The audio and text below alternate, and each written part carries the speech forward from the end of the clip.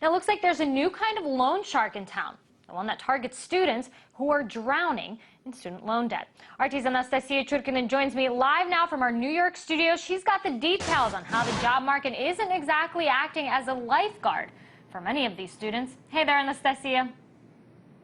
Hey Dina, you're absolutely right. The situation that students are faced with, basically drowning from the enormous amounts of debt they are left with after graduating from college, is certainly no joke. And especially if we consider these latest unemployment rate numbers that have just been released today, the unemployment rate in the United States being at 9.6%.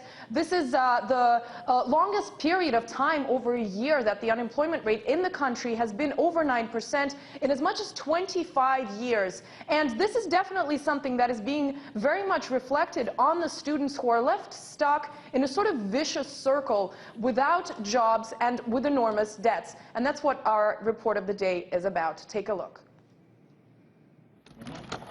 A ticking time bomb of American debt. This time, all this is owed by college students. $3,000 adding on every second. If I keep going at the rate that I went the first year, by the time I'm finished, I will have about $120,000 worth of debt, just from school loans. The most traditional financial baggage dragging behind for Americans has been credit card debt. For the first time, debt belonging to college students has taken over that #1 spot. Students graduating in 2008, 2009, and 2010 are facing the worst job markets in a generation at least. And so you have people who have more debt than we've ever seen before and are having a harder time finding any job, let alone a job that pays them enough to somehow pay off all this debt. 29-year-old Shayna is haunted by major money problems. What she earns now is barely enough to survive on a day-to-day basis, let alone pay back for her education. The money that comes from the internship is, like I said, very little and doesn't pay for much. It'll pay for maybe a dinner or two. The connection between lack of a good enough, if any, job and growing debt has never been as tight for graduates. According to some reports, at certain American universities, students have been borrowing 70% more money in the last year. The universities are actually cutting deals with the student loan companies and making money on the side. There's been a lawsuit in New York, $1 million fine against Columbia University for steering people to expensive loans. The danger here is that instead of capitalism, we end up with serfdom because these students are kind of indebted for life. Dennis House lives in a basement in Queens with 2 roommates. Your loan that you're paying back shouldn't cost as much as it costs you to live in a home. What they're doing is completely lowering the standard of living for an entire generation of people who couldn't help it in any way. Just months after graduation, Dennis's relationship with his loan company is already abusive. They're terrible. They're the biggest loan sharks, you know, in the world right now. If you're late on a payment, they'll harass you. This harassing can never go away. College debt owners cannot file for bankruptcy. Your housing debt, your car debt, your credit card debt, if you go bankrupt, it gets wiped away. You literally cannot get out of your student debt. If you decide you can't pay it, too bad. Student loan debt's special, and it's especially sticky and hard to get rid of. When your credit score falls, getting a job becomes even harder. Many companies check these numbers. Outside a major loan corporation, journalist Joe Weisenthal says youth is often pressured into taking on commitments it can't afford without even realizing it. There's an incredible amount of propaganda regarding student loans and education in general, just in terms of people saying, you know, I mean, how many times have you heard the phrase, education is the best investment you can make? But unless a drastic turnaround in the system takes place, that statement may soon become obsolete. Ever since an economic crisis began in the U.S., the debate of how it started and how to define what's happening now has been non-stop. In this turmoil, a generation that is supposed to be the driving force of the country got stuck, jobless and indebted. So what happens next if the future of those who have to run the future is this bleak? Anastasia Churkina, RT, New York.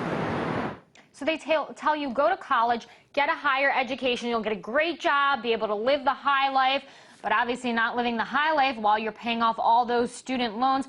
Anastasia, you know, some people in light of this issue, are going so far as to say that higher education will be in the same state of despair as the car manufacturing industry here in the United States. I mean, where do we draw that line? Where do we say enough is enough? Well, Dina, that's a wonderful question. You're absolutely right. Some analysts are saying that if things continue developing in the way, or not developing in the way that they have been in the last couple of years, the higher education system could in fact face something similar as the car manufacturing crash which we saw happen a little over a year ago. But, you know, the interesting point about that is that people feel that college education is, if you can afford it, is something so natural that how can it ever sort of disappear? How can it ever really become a big problem for a nation? But I'm sure many people were asking themselves and saying the same thing about the car manufacturing business. Who would have thought even 10 years ago that the state of affairs in car manufacturing would ever end up where they have, especially if we look at cities like Detroit in Michigan. So this is definitely something that, if it's not taken care of, could become a quite serious plague. I don't know about you, but, you know, when I went to college, I just remember thinking, I believe that everyone deserves this experience, because it is a place where you truly, unlike high school, think outside the box. You get to meet people from all walks of life if you're lucky enough to perhaps go away for school. So how can people be okay with sort of not giving some people the opportunity to do that, to get an education, really become better citizens in their own society? I mean, doesn't it go full circle? Isn't society getting back what they put into that individual who decides to seek a higher education? Absolutely, Dina. What we see happening already is that students who had that wonderful college experience, but because of the state of the economy, are unfortunately faced with these enormous debts, and they cannot find the jobs. They are stuck in a vicious circle because, as well as for the unemployment rate, if we look at the more general pictures, people are not putting money back into the economy, which ends up reflecting on, people are not buying, so businesses are in trouble. Because businesses are in trouble, they're not hiring more people, and it all sort of turns into a big vicious circle like that. And you're right that it's not okay for people to not be able to have that college experience, higher education, if that is what they see fit, if that is what they need, especially if it's something that has its reason as a flaw in a system. And those dismal unemployment rates definitely not helping matters here. RT's Anastasia Churkina live there for us in New York City.